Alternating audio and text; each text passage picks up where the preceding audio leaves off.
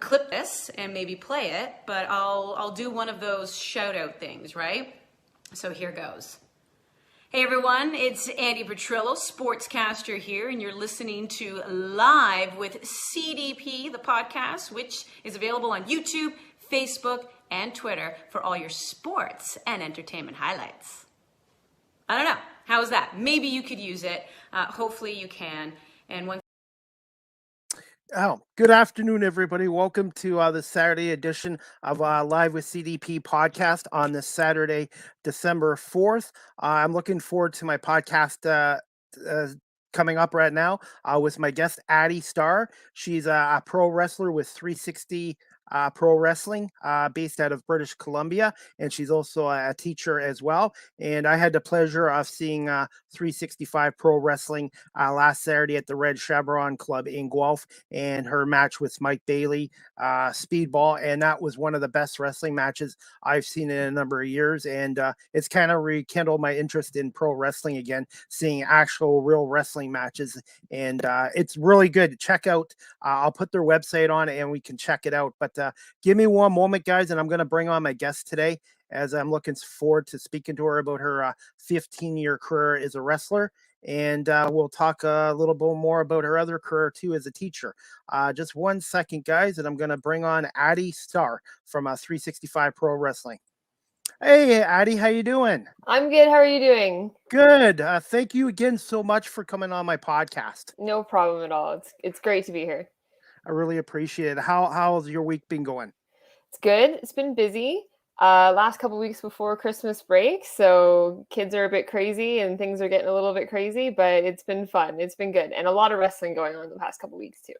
That was going to be one of my questions later on, but maybe I'll ask it now. Is how do you judge? How do you juggle a career with pro wrestling and being a full-time school teacher at the same time?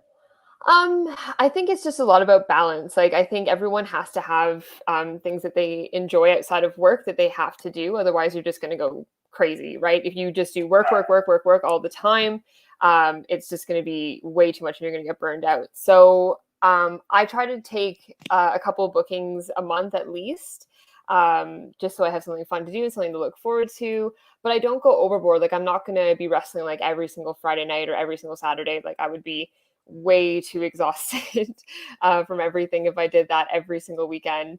But I do it enough that it's like a nice little escape from the day-to-day life of teaching, which can be really stressful and really difficult. I totally agree with what you just said there. In my case, with my current job, the podcast is something I really enjoy, and I'm trying to springboard it into a career in radio. And then I do volunteer work with Rogers TV as a camera operator for all the Guelph Storm home games. So I actually keep myself quite busy these days, but I'm doing stuff that's not really work. It's something I have a passion for. Mm-hmm. Yeah, and you've got to do that. Like, you've got to do something you're passionate about. Otherwise, like I said, you'll just burn out and it'll be no good for anyone. Definitely. So, and you've been into pro wrestling now for what, 15 years you were mentioning? Yeah, so I started when I was 17. I was fresh out of high school. I was always into sports when I was in high school, so I needed something to do now that like I couldn't do like school rugby and school hockey and things like that. So a friend of mine told me to come to wrestling training with him because he was training to be a wrestler, or was a wrestler already. And I had never ever watched wrestling before, ever. I knew nothing about it. And I just decided to go because it seemed like something athletic and fun to do. And I was not bad for my first time going in the ring. He said that I did really well my first time. So I just kept going. And because there were so few women in wrestling at the time, they really asked me, they're like, please stay. Like, we really want you to stay and keep training because we could use more women in the wrestling scene. So they really not begged, but they really wanted me to stay and keep working. So that was, when I was 17. I had my first match when I was 18 in Guelph at the Red Chev for 365, which was then known as PWA Canada. And it was such a great time. My family was there, my friends were there. And ever since then, I've just been picking up new bookings here and there and going all over and doing wrestling everywhere I can. So you just don't stay in Ontario. You go to British Columbia, and do you go to the States too as well, or is it just is it mostly in Canada? So I've actually been all over. I do a lot of wrestling bookings in the States because I actually have American citizenship, which is really lucky. So I can freely travel and work in the States if I want to. So I get lots of bookings from a place called Beyond Wrestling, which is around Boston, Worcester area in Massachusetts. They're great. You should check them out. They're awesome. Beyond Wrestling. Interspecies Wrestling, which is in New Jersey, and then H2O Wrestling, which is also in New Jersey, in the same building. So lots and lots of different places around the States. I also lived in the UK for 6 years over in England. So I did a lot of wrestling over there as well. There's a really amazing United Kingdom wrestling scene with places like Eve Pro Wrestling, which is an all-women's company, which is just really doing wonders for women's wrestling just around the world in general. And then I also got really lucky that I got to work in Portugal, in Germany. So I've gone all over for wrestling. And I was gonna say, and I grew up as a wrestling fan in the mid '80s in the Hulk Hogan Ultimate Warrior era, and I was until maybe about 2002. As soon as Stone Cold Steve Austin and The Rock kind of left, I sort of lost interest in it. But just going to your card last week here in Guelph is kind of reignited my interest for wrestling again. Yeah, and I think independent wrestling does that for a lot of people.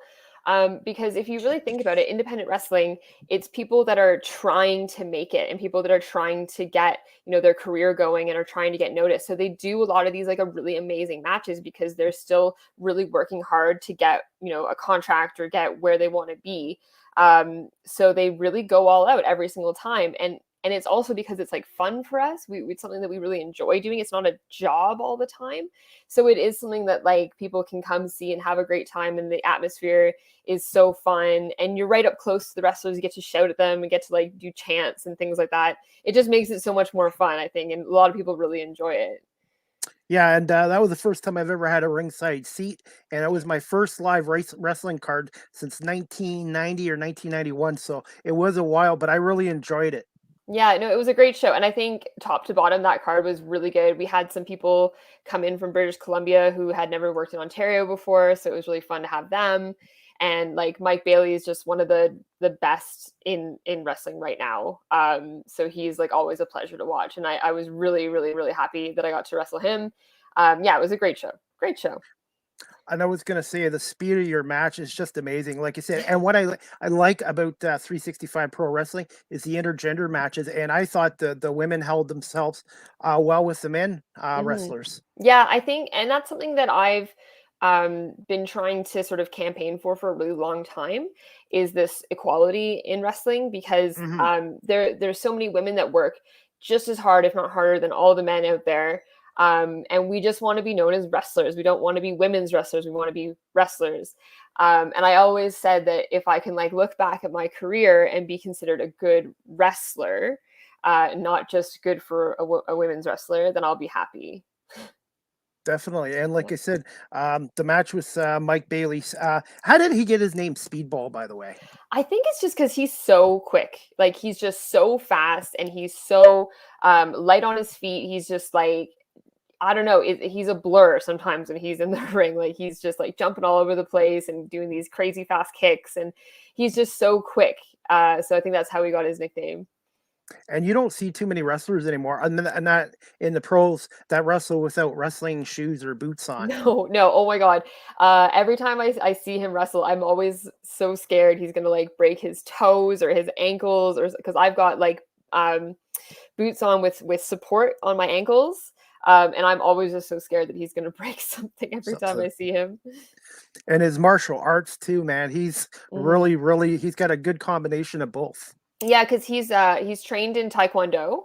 I think he's got a black belt in Taekwondo as well. So he's got a huge martial arts background that he brings Yeah. to wrestling. And I think that's what makes him really unique, is that he has this training that a lot of other people don't, and he has this move set that a lot of the other people don't. Yep.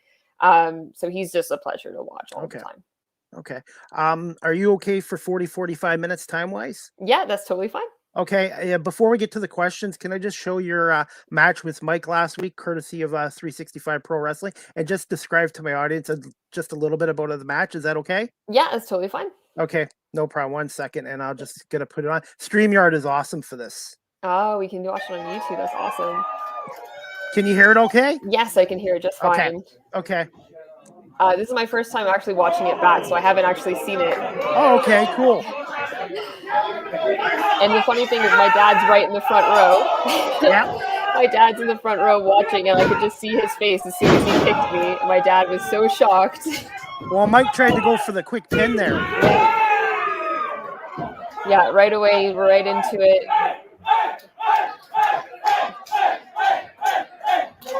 Was this your first ever match with Mike? This is my first time ever being in a ring with him, ever. Wow, because your chemistry was really good.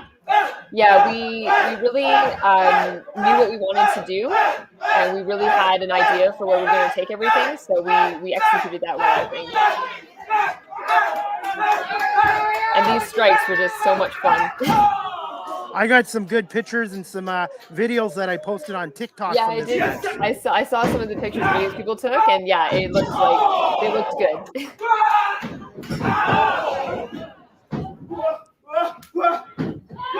Nice and Northern Light sequence there. And the crowd is just so into it. Like, the crowd is just so excited. Yeah, they had a full house there. That was really good. Now, have you guys ever used mats around the ring, or you guys don't use the mats? I don't think so, no. And I've taken a few bumps on those floors, and they are not fun. I was going to say, people think it's all fake, but really, you guys do take your bumps and bruises doing this. Oh, yeah. Like, it's all, like, that right there, like, my leg getting caught on the rope, that hurt. I remember that. And this one hurt, too. Wow. Yeah. Yeah. The dragon screws are no fun.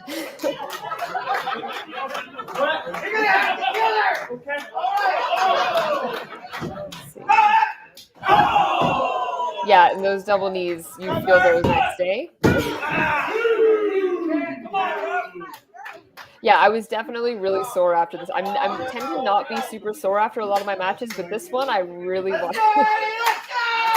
And like I said, I think the match was about 15 minutes, but I just wanted to show a couple minutes of it to my audience, and just for me to break down some of the action with Mike. Mm-hmm, yeah, and he's working my leg here, which was like really fun. Like, I love when people like pick a body part and work that one body part and have all these interesting ways that they can manipulate it.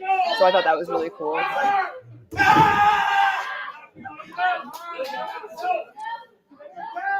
That's unbelievable. It's only your first time you've ever wrestled, because it seemed like you guys have wrestled each other for years. I think it's because we're both really,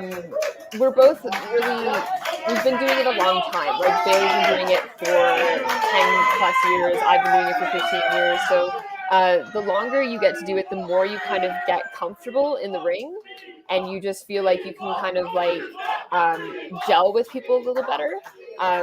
So I think, it comes down to both of us being pretty experienced and knowing what we're doing when we're out there. And like I said, you guys have to trust each other because you want to protect each other from serious injury as well. Yeah, and we did, and I've known him for a long time, and we've always been really cool with each other.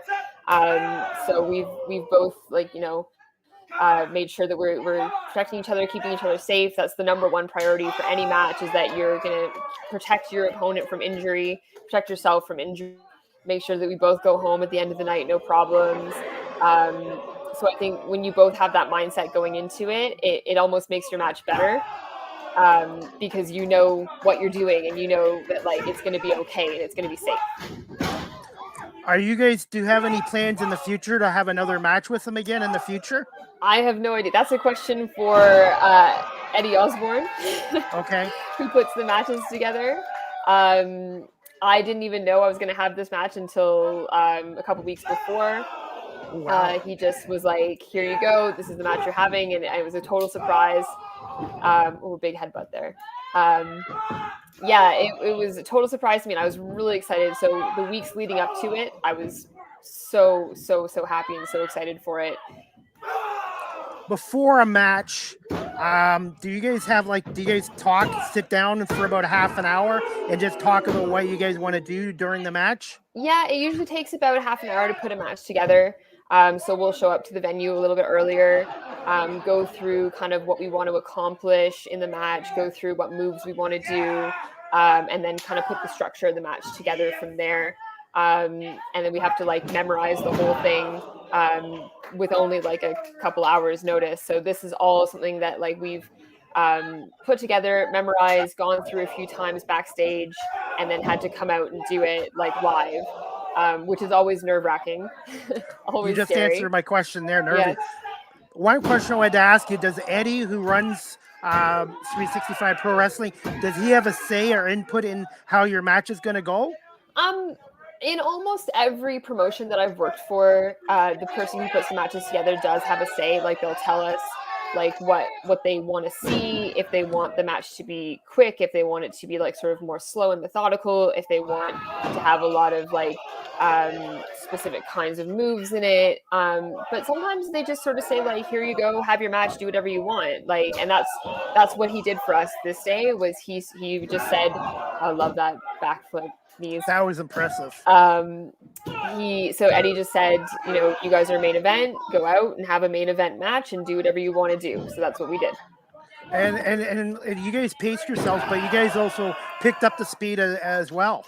Yeah, we picked up the speed. So you'll notice in the match, there's a lot of quick succession moves a lot of the time. And then we also have moments like this, like right now, where we take a second, we bring things down, we let the crowd get back into it, let the crowd, have a little bit of a clap and cheer. So it's all about, the pacing and what we're trying to accomplish with each part of the match. So we have parts where we want the crowd to be like shocked at how fast it is, and then parts where we want to connect with the crowd.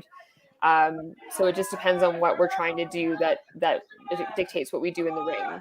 So like right now, we're like going back and forth and kind of slowing things down and getting the crowd back into the idea that we're equal back and forth kind of people.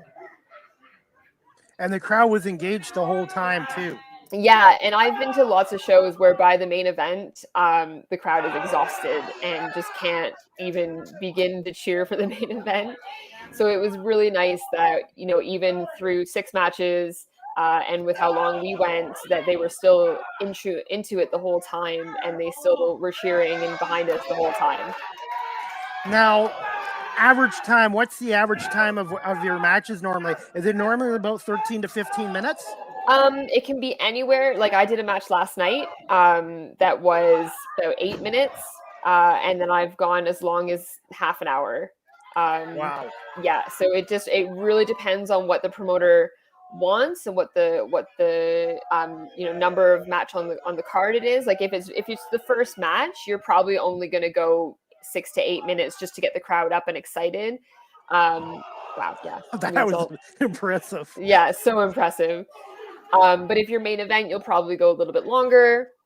It just depends on what the promoter wants you to do that night. So it really varies. One thing I wanted to ask you too, cardio is very important with doing this. Yeah, and that was something that me and Bailey talked about. We were like, we were planning in spots where we could take a second and rest to make sure that our cardio was going to make it through it. And, I go to the gym and have, training for cardio, and I go to training, wrestling training, and do cardio training. It's a really important part because you don't want to get, gassed by the end of your match and not be able to finish it and not be able to do the moves that you need to do. So cardio is like probably one of the top things that I would say to anyone who wants to be a wrestler that you've got to be able to do. Because you get the stereotype, oh, it's all fake and scripted, but you have to be in tremendous shape and you have to be athletic to do this. Yeah. Oh, yeah. Like I always tell people that you have to be able to be strong enough to control your own body and your own weight, and then as well as like safely handle someone else's weight as well, because we're literally picking people up and throwing them. Like you have to be able to do that safely. If you can't get someone all the way over for like a suplex or something, that's really dangerous. If you can't control how your body is when someone else is giving you a move, then it's really dangerous. So you have to be able to really be in control of yourself and your opponent. And that takes a lot of strength. Now, are you comfortable going from the second, or do you ever go to the top rope, or do you usually stay to the middle rope when you do some aerial stuff? I'm usually a middle rope kind of person. If I were to describe my wrestling style, I would say that I'm more of like a brawler. So I tend to not do a whole lot of like flippy aerial things. I'm more of like I say I'm a land creature. This is like the biggest thing I do right here is like a big running senton kind of thing. Yeah. And you can see my boyfriend over in the corner just like cheering and screaming. Yeah, I tend to sort of stay grounded and rely on like big throws and suplexes like that one, more so than aerial moves. Well, everybody has to have a style, and that's important that you have a style and you identify how you're going to do your matches and stuff. Now, do you normally wear blue and red for all your matches, or do you switch your outfits during each I switched them up. I've got a few sets. I wore my black and red last night. I've got the red, white, and blue that I've got. Because I really liked Transformers, so it looks like Starscream. And I've got another black and white set. I've got a few different sets. They're expensive to get made, so I only have 3 right now. But I'm planning on getting more, and I'm open for anyone who wants to help me design things. So if you ever think that you wanted to do some design work for a wrestler, please send me a message on Twitter because I am looking for new designs. Okay. Now, how did you come up with your name, Addie Starr? Oh, it's really funny, actually. I was not really thinking about having any name at all at the time when I started because I wasn't even really like ready to start wrestling. It all kind of happened really quickly when I got my name, and it was just because I have a couple tattoos of stars. My trainer was just like, "Here you go, this is your name," because my name is actually Addie, that's my real name. And they're like, "And you have star tattoos, so that's your name now because you're gonna wrestle tonight." And I was like, "Oh my god, I'm wrestling tonight. Okay, I have a name now. This is cool, I guess." And it all just happened super quick, and it wasn't even my choice. So I just stuck with it, and people tend to like it, and it fits me. So I've kept it the whole time for 15 years. Do you have any other nicknames too, or names that you use during as well? Yeah, so I go by the Queen of Crazy, which is because of my deathmatch career that I've had, and also the First Lady of Lego because I've kind of pioneered the Lego deathmatch as one of my signature matches that I do. Are any of them on YouTube I can watch later on? Oh yeah, if you Google Addie Starr Lego, I'm pretty sure that there's a couple on there. Okay. Yeah, and it's one of those things where everyone knows how much it sucks to step on a Lego. Oh yes. And how much it hurts. So whenever Yes. people watch those matches, they're always like, "Oh my god, like how can you do that to yourself?" Better than using nails like Cactus Jack, Mick Foley used. Yeah. Well, I've done the tacks too. I've done the barbed wire. I've done the light tubes. I've done it all. That's actually a pretty big part of my career was doing death matches. So I'm used to all that stuff. And I think we're coming to the end of this match soon. Yeah, almost right here. Big exploder. And then that's the finisher. Oh, nice. We're so happy you won. I think I mean, hometown girl wrestling in Guelph. Everyone was like really happy that I won. Yes, I thought the guys did a great job with the lights and the music and stuff like that as well. Mm-hmm. And if I can get a cheap plug, my music that I use is by my boyfriend's band called Powerbomb. So if you are interested in wrestling inspired hardcore punk rock, you should check out the band Powerbomb. Okay, that just answered my question. How you came up with your theme music? Yeah. I thought everybody did. Everybody did a great job. The production behind the scenes did a really good job, and Mandy Cat is a ring announcer as well. Yeah, everyone. I mean, PWA, or sorry, 365, I should say, because they used to be called PWA. 365 is got great production. They've got people who really care about the production and know that it really adds to a show. Because I've been to a couple shows in my career where like the music wasn't very good and they didn't have lights and it was kind of like looks a little like low budget. But 365 does a really great job of having like all the bits and pieces that make it look really professional.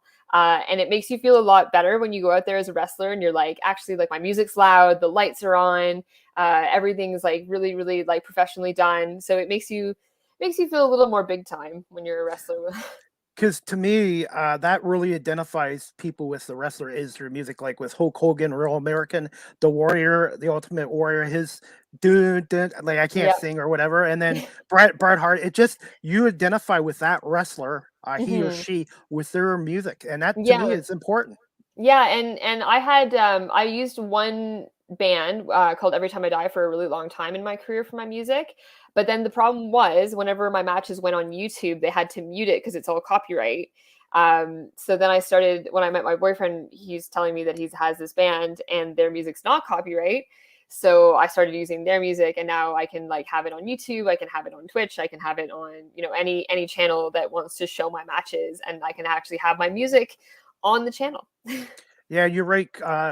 YouTube especially is really strict with copyright because I showed some video footage the other day and it wasn't even music. It was from the NFL Network because my guest was talking football and they cut out some of my stream just for like a minute because of that. Yeah, it's really tough. And I've worked for some companies where they like insist that you have non-copyright music just so Mhm. that they can put everything on YouTube. Yeah, and I'm hoping one day I'll have my own intro music. I'm gonna have maybe I should contact your boyfriend about doing music for me because I it's just you're right with the copyright stuff. Hmm. It can be a problem. Yeah, you need your own music. Okay, I'm gonna just ask you this question. The first question you've already answered. Um, when did you decide to also pursue a career in the teaching profession as well? So I didn't know what I wanted to do for a really long time after high school. It's funny because now as a teacher, I have to tell kids like, "What do you want to do?" when they're like 15, and I had no idea what I wanted to do at that age. Um, but I had a really amazing English teacher when I was in my last year of high school, and high school was really tough for me. I didn't really do very well. I was skipping school all the time. I was not well behaved. I was a pretty bad kid in high school. But I had this amazing English teacher who let me do all these really cool assignments that I was really interested in, who was really helpful to me, who was like really there for me when I needed to talk to somebody. So after I finished high school, and I took a couple years off and I was working like in a factory, doing like a really crappy job. It kind of dawned on me that like I wanted to be that person for someone else, that I wanted to be there for kids that needed, someone to talk to and that needed some guidance and that, didn't do well in high school and weren't doing, the best they could. And so I went back to university. I got into university, which I never thought I would be able to do. And I'm really fortunate that I can speak French. So I managed to get into a French teaching program in Ottawa. Um, and it was amazing. Like my first year, we got to do some placements in schools and we got to do some like practice teaching. And I loved it so much. And I was like, this is absolutely what I want to do. So yeah, it was basically because I wanted to help kids who were like me when I was younger. Yeah, when I was in school, I did okay, but I didn't know what I wanted to do. And I did like broadcasting back then, but they didn't have this technology like they do No. now. And I ended up taking law and security and that. But I've now, 2 years ago, found out what I wanted to do. And you know what? It's never too late. Some people know early in life what they want to do. Sometimes people like me who are 49 finally figure out what I want to do. And I like to get into radio and I like working a camera operator for Rogers. Yeah, it's never too late. And I always tell people that, like, because I know a lot of people that started wrestling when they were in their 30s, and it's never too late for them to start either. So if you know what you want to do, you got to go ahead and do it. Okay. And that leads to my next question. You already answered the one part. Did you have any mentors going into the teaching profession and also the wrestling industry? So I talked about my English teacher who was my main mentor Yeah. for teaching. I also had a really great mentor teacher when I was doing my placements, who was like, he was so chill and he was just like not taking teaching too seriously. His name was Dave Hawkins. He was awesome. He was in Ottawa.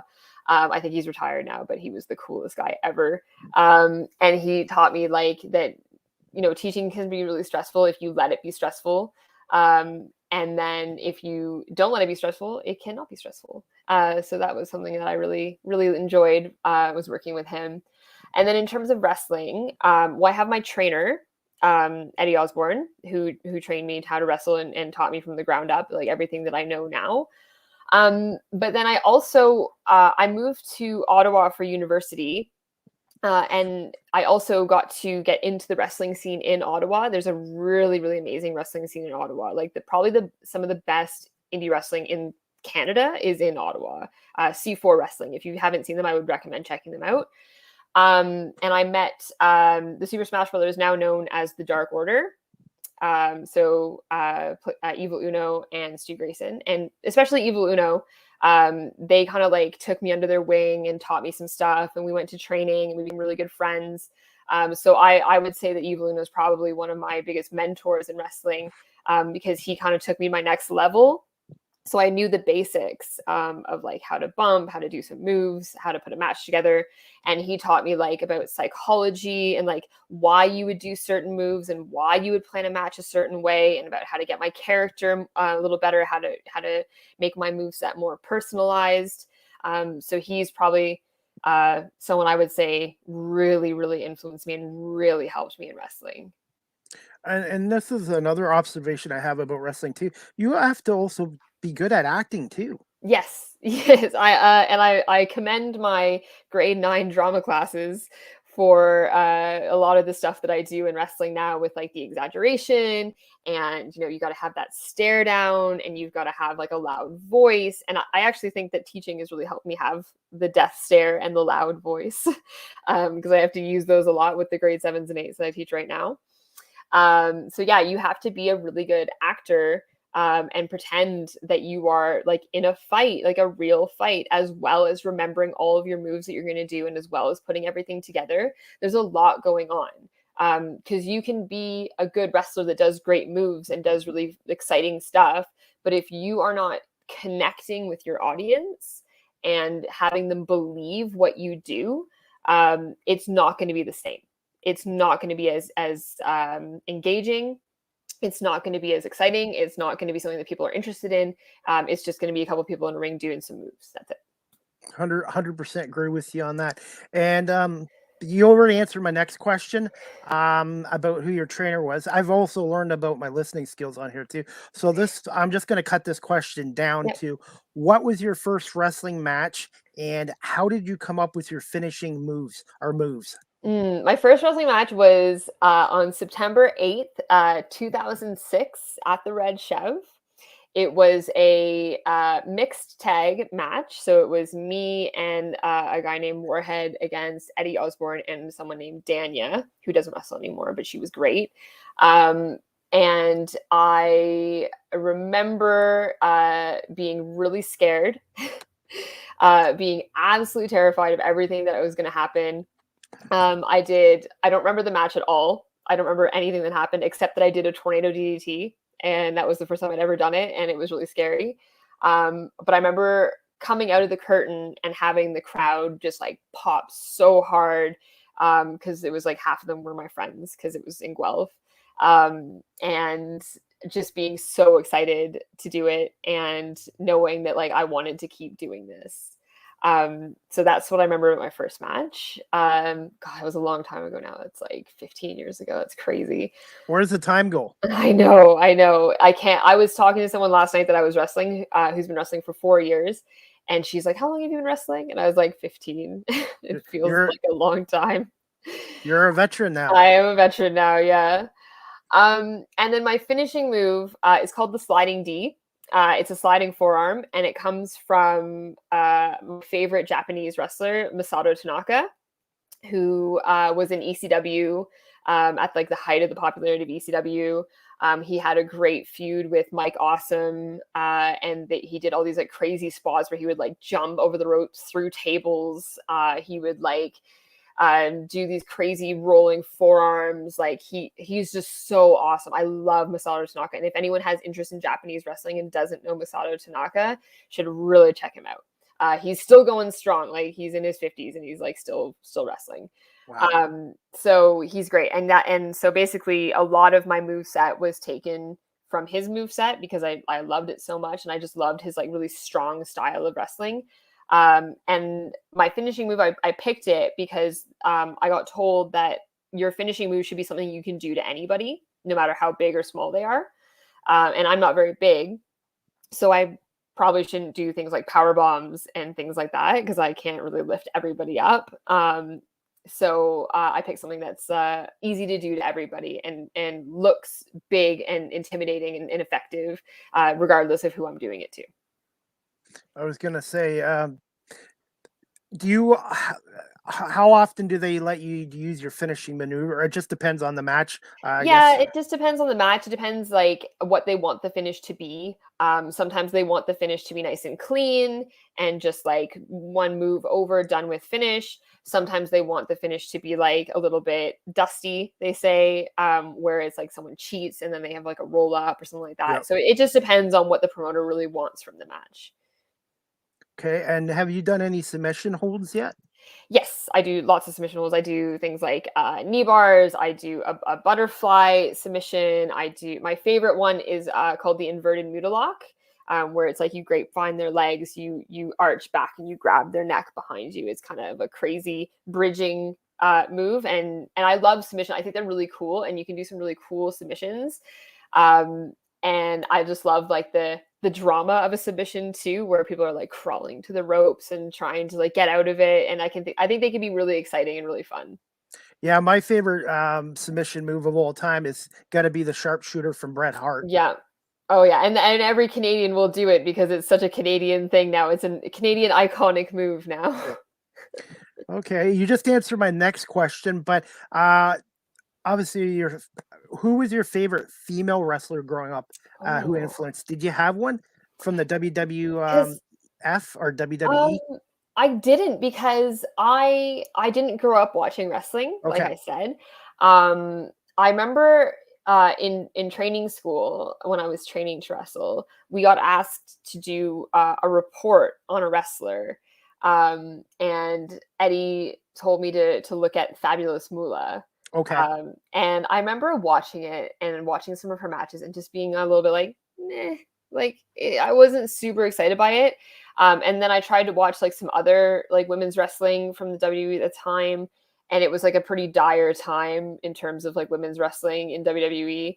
And it was disappointing. And I remember being really disappointed and thinking like, this is what I have to look up to is like diva matches and people that models that can't really wrestle. So I never really had a female influence that I was like super excited about. The thing that really got me excited when I started watching wrestling was when I started training. I started actually watching wrestling to get to know it a lot better. The first wrestling I ever watched was the IWA 1995 King of the Deathmatch tournament that featured Cactus Jack and Terry Funk in Japan.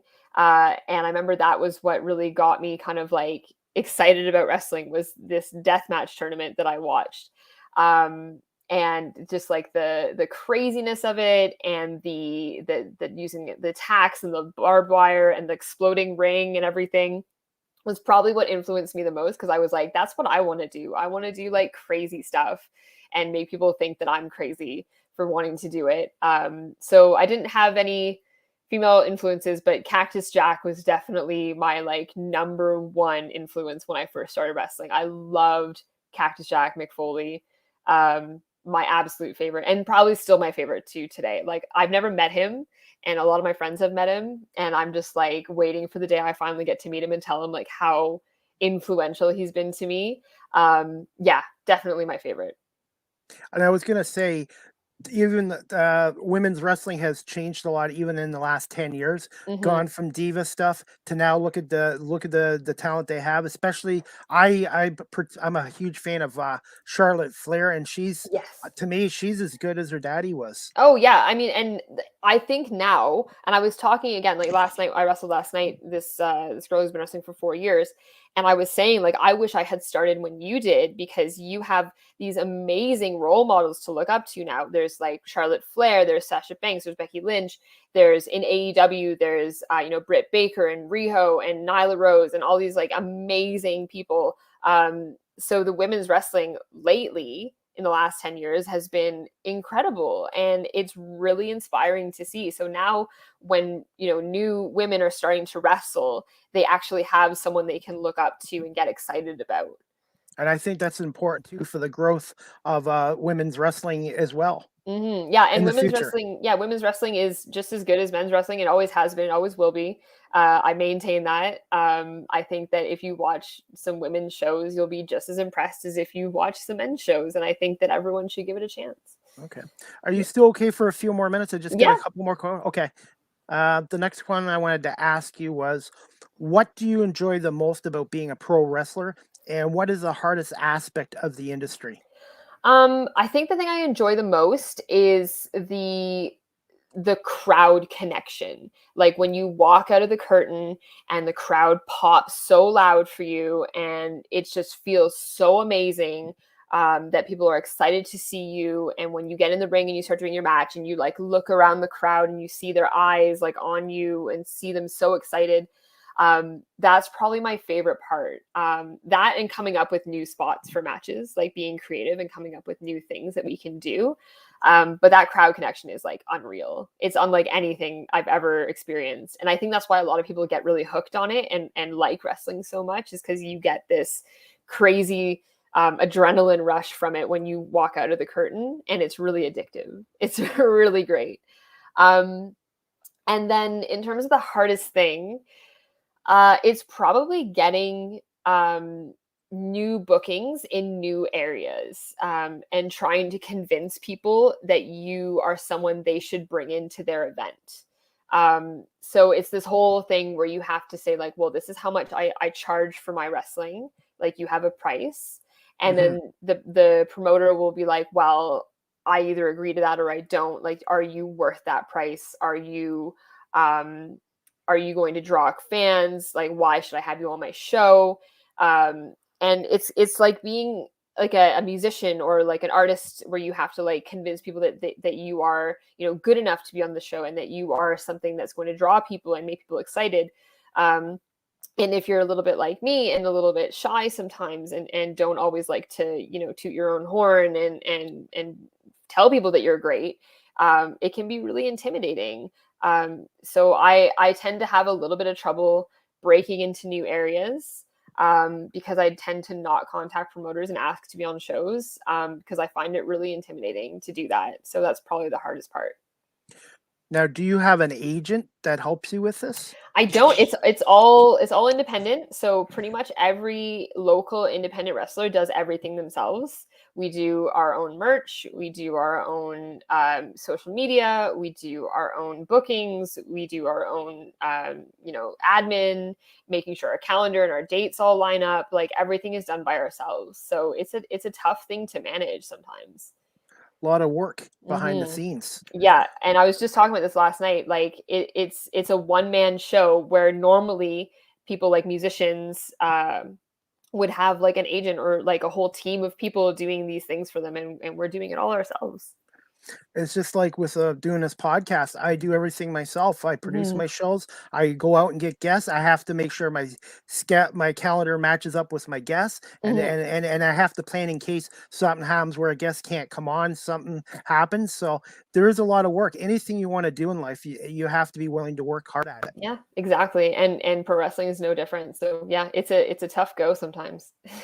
What's the biggest crowd you've performed in front of so far? I think it was 5,000, about that. I was in the UK at a festival called Sonosphere, and it's like a big music festival.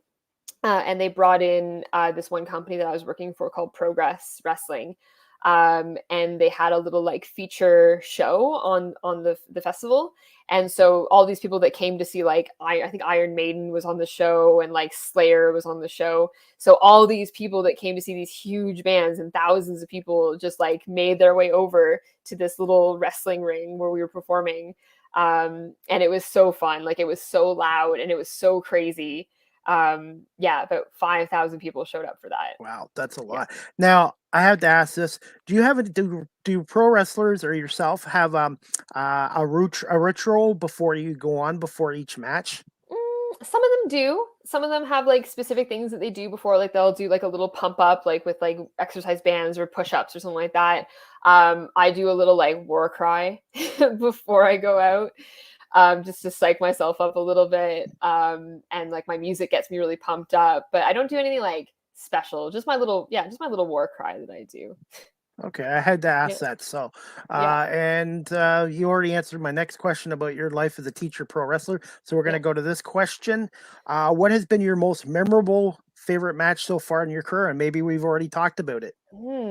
I think, Besides the mic, yeah, besides my that was a really good one. That's like pretty memorable.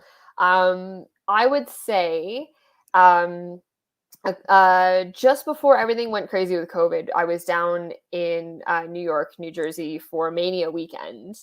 And on Mania weekend, there's like this thing called the Collective, where it's like they do all these independent shows around Mania. So on like the Thursday, Friday, Saturday, Sunday, there's like 40 something different independent wrestling shows going on, with all these different companies doing these shows and taking part in it. So I got to do a 4-way Lego death match with a couple people, with who was in it? Jeff Cannonball, Matt Tremont, and Nick Gage. I don't know if you know Nick Gage, but he is like the king of death matches. And it was such a memorable moment because the crowd was huge. It was a huge crowd. It was like 1,000 people there. And it was so loud, and the crowd was just screaming. We were the main event. I love doing Lego matches. They're like my thing. It's like what I'm known for. So I got to do a whole bunch of really fun spots, and it was with 3 people that I love deeply. I think that they're the greatest. And the fact that I got to work with Nick Gage, who I was, again, idol to me, someone who I looked up to and really respected. So getting to sort of be on the same level as your mentors and your idols is always really exciting. So probably that one. So Mania weekend, I think it was 2019. 2019 Mania weekend. wow. Yeah. I was gonna say, I didn't even know about Lego death matches until you told me. So I definitely will look that up again on YouTube after. All right. Yeah, they're fun. It's literally like, honestly, it's what I'm known for. It's why people book me a lot of the time, because they want to have that match. So it's my like go-to thing that I do. Has Mike wrestled in any of those matches yet? I don't think he has. Mike's not too much of a deathmatch guy. He's more of like the classic clean wrestling kind of thing. Same. Yeah, I'm more of the deathmatch kind of person. Okay. And I just got 2 more questions for you, Addie. Favorite opponent so far in your career, and how long does it take to build up in-ring chemistry with your opponent in most cases? Oh God, favorite opponent.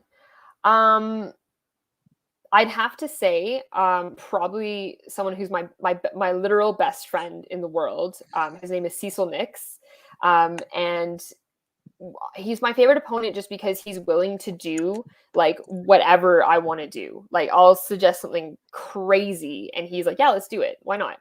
And I think it's because we're such good friends and we like hang out in real life, and we like know each other so well.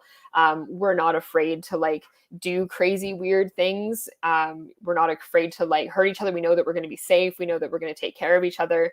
So Cecil Nix, yeah, definitely my favorite opponent. Check him out on Twitter, Cecil Nix on Twitter. Book him everywhere. He's great. And it takes a little while to build that chemistry because if you don't know someone and don't know their moves and don't know their character and don't know their personality, it can be tricky to gel with them. So like last night I had a brand new opponent that I'd never wrestled before. I'd only ever met her one time before. And there were a few bumps, you know, in the road in the match. And that's totally normal for a first time working someone that you don't know at all. So we had to like really communicate during the match. We had to really go over our match a bunch of times before we went out. It can be tricky the first few times you work someone. And I find that the longer you know them, the more you know them, the better your matches are going to be. Okay. Yeah. And when you know ahead of time, let's say you obviously had a match last night.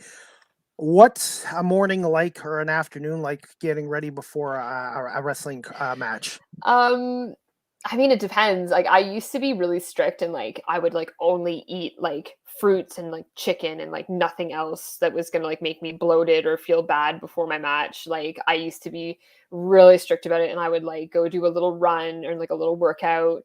But now that I'm like working full time as a teacher, like my day literally yesterday consisted of going to work. I had to get my oil changed in my car. I had to go eat something. I had to go home and feed my dog, and then I had to go to the show. So it was like I had no time to do anything else except like just my day-to-day life and then go to the show. So for me, it's pretty normal. And then I just show up to the show a couple hours before it starts and I get my match sorted out. And I think that comes with, you know, doing it for 15 years. I can just sort of show up and do the show and it's not a big deal. And I'm not stressed about it.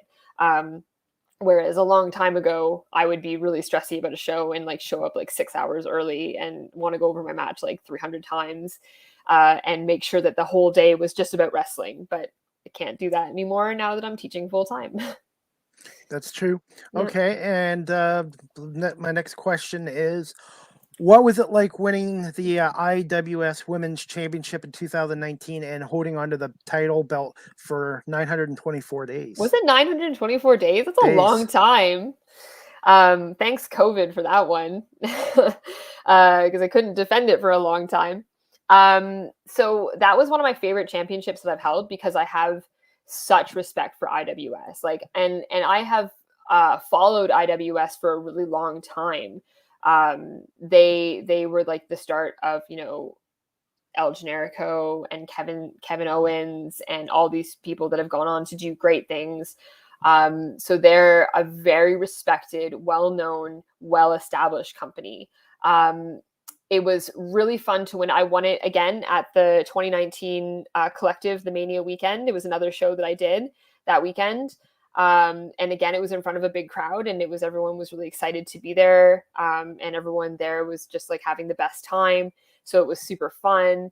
And I got to defend it a whole bunch of times against, you know, people like Melanie Havoc and who else did I defend it against? Veda Scott. And like it was great. And I won it against Solo Darling, who's an amazing wrestler as well. So it was a really fun run. And I'm happy now that someone else deserving, Veda Scott, has the belt now, and she's also someone who is an amazing wrestler and deserves all the titles. Yeah. So we had a great match where she won it off me. And I remember after the match, one of the other IWS wrestlers came up to me and said, like, thank you for being a great champion. And I felt really, really humbled by that, really, really pleased and really humbled that someone, you know, recognized that I held it for a long time and it was really important to me. So holding a championship is always something that is very humbling and makes you feel like you are deserving of being in wrestling. And I hope you get a chance of that. Get your title back in the future as well. Me too. I love IWS and I love working for them. So I definitely hope I get another title shot in the future. Okay. Besides 365 Pro Wrestling and the independents, if you had a choice, this is a quick question, yes or no. AEW or WWE right now? AEW 1000%. Like not even close. A bunch of my friends work in AEW. They are much more about wrestling than they are about like weird storylines. The women's wrestling in AEW is fantastic. and the Dark Order's there, and they're like my buds, and I love them. So I would love to be in AEW. And I've been watching it because I'm a huge CM Punk fan, Right. and Cody Rhodes, and because of his late father, Dusty Rhodes. And I also like Tony Schiavone, Jim Ross doing the broadcast, because those Mhm. guys are two of the best in the business. Yeah, I mean, it's we watch it every week, and I'm excited about wrestling again because of AEW. Like I got a little bit tired of it with WWE and some of the ways that they were taking things. So AEW has really like rekindled my love for watching it on TV. Yeah. What's your current favorite wrestler and tag team? Current favorite wrestler. I would have to say my current favorite wrestler is actually in New Japan Wrestling. Okay. Who's Tomohiro Ishii.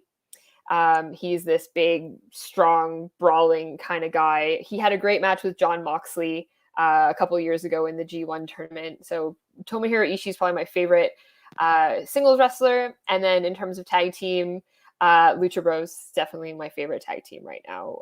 They are just incredible. Like the stuff they can do, the matches they have. I don't even know how they do half the stuff they do. I always think that tag team wrestling is impressive in itself. I'm not a great tag wrestler. So the fact that they can have these amazing matches, I think is just, incredible.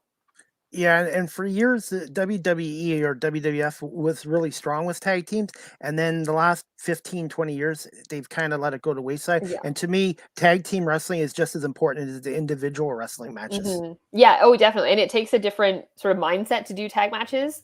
And I still struggle with tag matches. So it's something that I'm working on. And I think that it's a really, really impressive skill if you are someone that can have great tag matches. Okay. And have you always been a baby face, or have you ever played the heel? I've done both. I've done babyface, heel, in between. I love being a heel, especially now that I've like wrestled for a long time, because being a heel means that you're kind of like in charge in the match.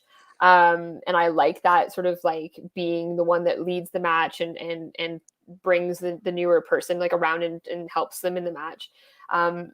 So I love being a heel, and I love yelling at the crowd and getting in little arguments with people in the crowd and stuff like that, and grabbing people's hats and throwing them and being just generally terrible. Yeah, I love being a heel. Okay. And Yeah. last question I wanted to ask you, Eddie. Mhm. Eddie, any advice for those looking to pursue a career in the wrestling industry, and also possibly as a teacher? And where can my audience find you on social media? And just tell us when your next wrestling card is, or when maybe 365 Pro Wrestling might come back to Guelph in the new year, I Mhm. hope. Yeah. So if you are looking to become I'll start with it being a teacher, because that's what I do more often. If you're looking to be a teacher, get your volunteer hours in before you apply to university/teachers college. Like go into classrooms. People will always accept you into a classroom as a volunteer. Do as much volunteer work as you can and get to know what it's like to be in a classroom before you apply. Because you might find that it's not for you. I've had people that have volunteered in my classes, and they suddenly realized they did not want to be a teacher anymore. So volunteer before you set your sights on it.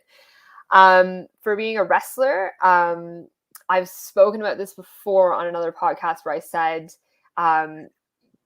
just remember that you don't know everything yet, and you probably will never know everything in wrestling.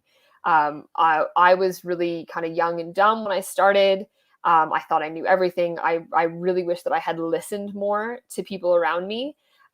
So if you are starting out in wrestling, listen and ask for feedback as much as you possibly can.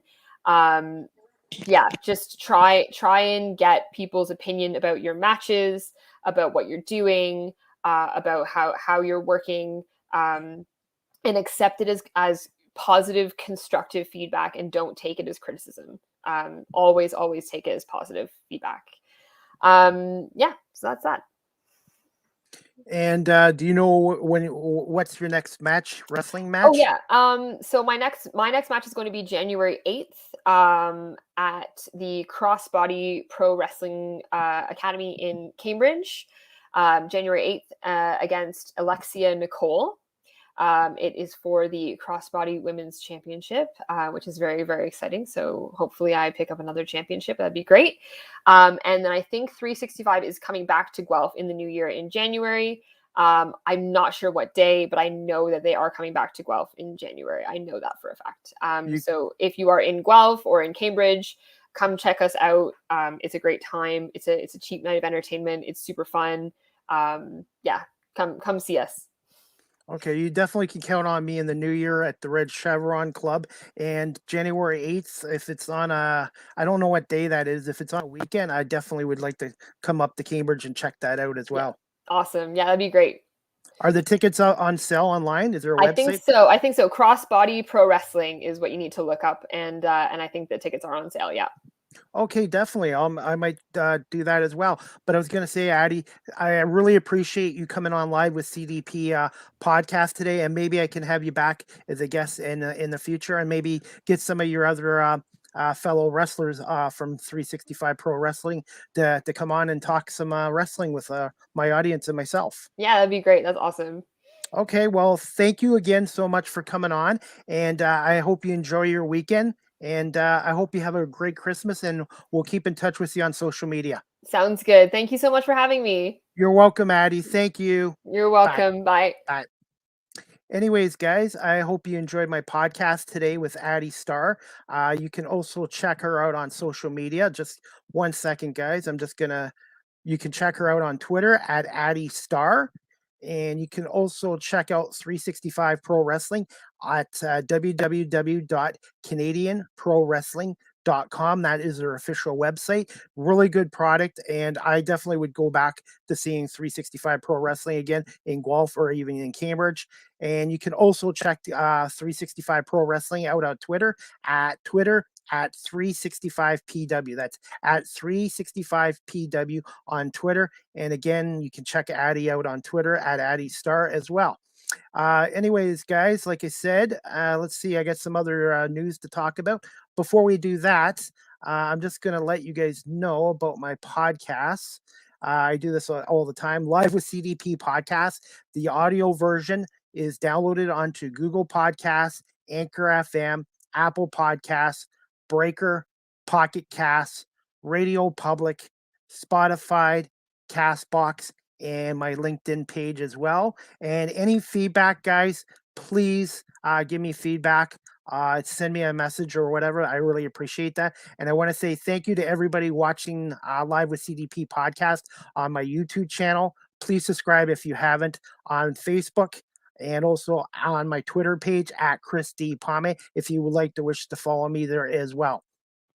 And also, guys, you can follow me on TikTok at Live with CDP as well. I post a lot of video content on there as well. And also, guys, you can check out my Live with CDP merchandise. Podcast shirts are 15, coffee mugs 15, and my new podcast hats are 18. Shipping is extra if you're out of Guelph and out of country.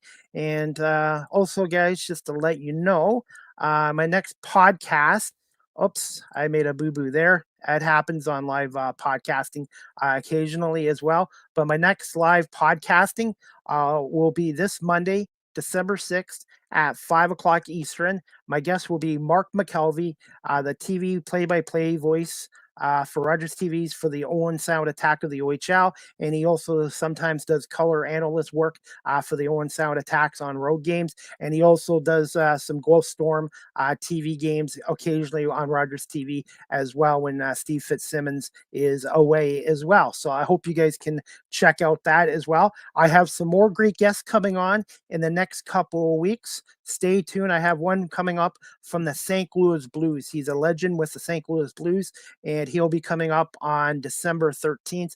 I'll announce who it is a little bit closer to the date, but I'm really excited to have this gentleman on. And like I said, guys, I really enjoy doing this podcast, and I'm really lucky to have great guests coming on as well. And some other news, guys. Guelph Storm are coming off a disappointing 7-2 loss in the Sioux last night. They were down 5-0 after the first, and then they were competitive the rest of the game, but they lost 7-2. The Storm are now in Saginaw tonight to take on the Spirit at 7:05 face-off. You can listen to the game on CJOY 1460 AM with Larry Malott, and hopefully the Storm will come up with a better effort tonight. And I suspect, though I'm guessing, but I suspect they'll get Owen Bennett back in net tonight to get him his confidence back, because he had a tough first period against the Greyhounds last night, giving up 5 goals. But we'll see what happens. Like I said, the Storm are still off to good starts.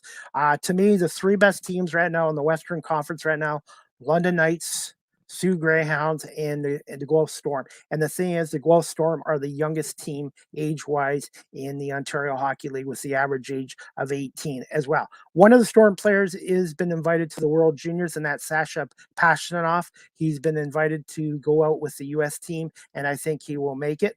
And Daniel Chaika, I was tweeting with Larry Malott this morning, and it looks like because of politics and the coaching change in Russia, he will not be on the Russian World Junior team, which is disappointing for him. But as for the Guelph Storm, Daniel Chaika is one of their best defensemen in the on the team and in the OHL, as far as I'm concerned. So, anyways, guys, just 1 second. I'm just trying to fix something on here on my computer.